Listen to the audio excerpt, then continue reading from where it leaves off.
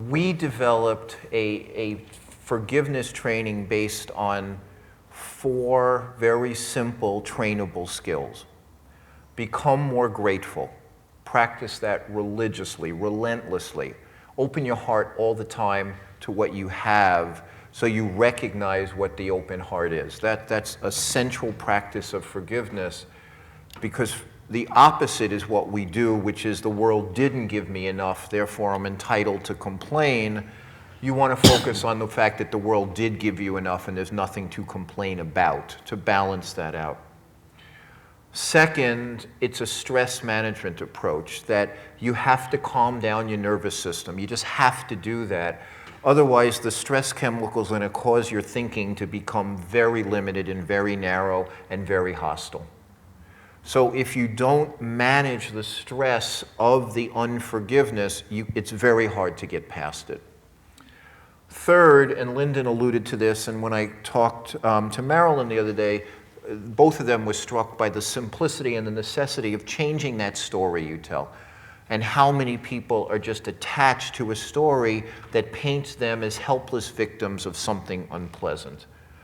That story is probably the worst thing that we do to ourselves, not the events that happen to us. That a story of helplessness creates a helpless immune system, creates nervous system dysregulation, creates all sorts of patterns in the brain for thinking. That's just what happens. When you change the story to something else, you give your body different pathways to function in, and you give your mind different pathways to open to. That's in itself a very simple trainable skill. And last, we teach certain arguments, very simple arguments about whether or not the world owed you anything different. Like, prove that you really were, there was an error and you didn't deserve the mother you got. I mean, prove that. And so these simple skills are trainable, but I would have to say that I still don't know actually how to teach forgiveness. I can teach these skills, and they tend to make people more available to forgiveness, but there's still something ethereal or consciousness or spiritual or grace or something that still has to fill that human space beyond just those skills. And I don't fully know what that is. And forgiveness is a trainable life skill. Yeah. It's one that we need to do a lot of work to re-educate people about its power and the definition of forgiveness and what it means and what it doesn't mean. It's a trainable life skill.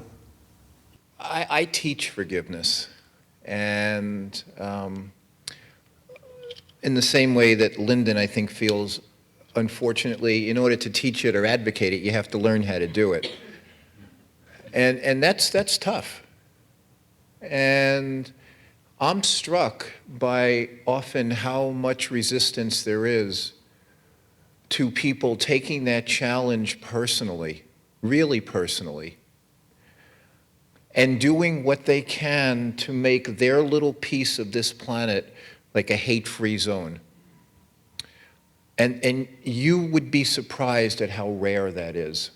And it's a little shocking to me how hard that is for people to grasp.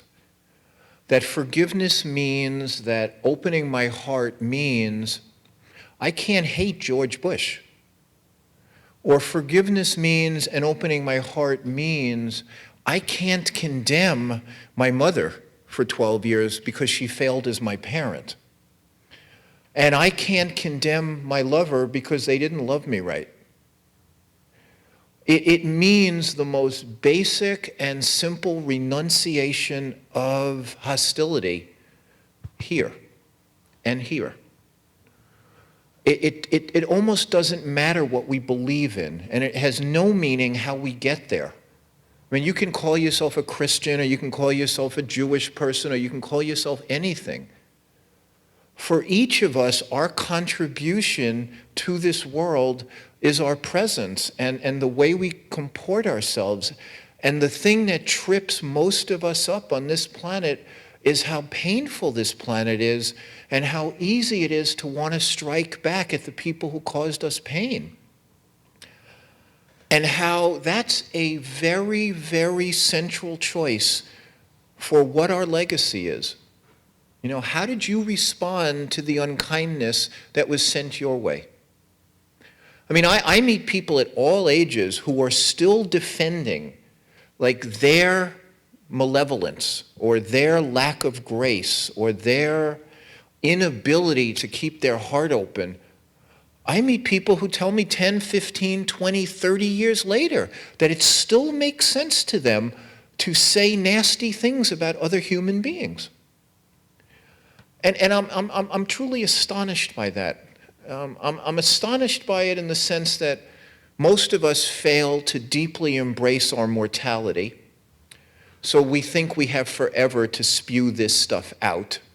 You know, that either there's no accounting or there's not this profound temporal, like, power that no matter what has happened to us, no matter when it's happened to us, we're done soon.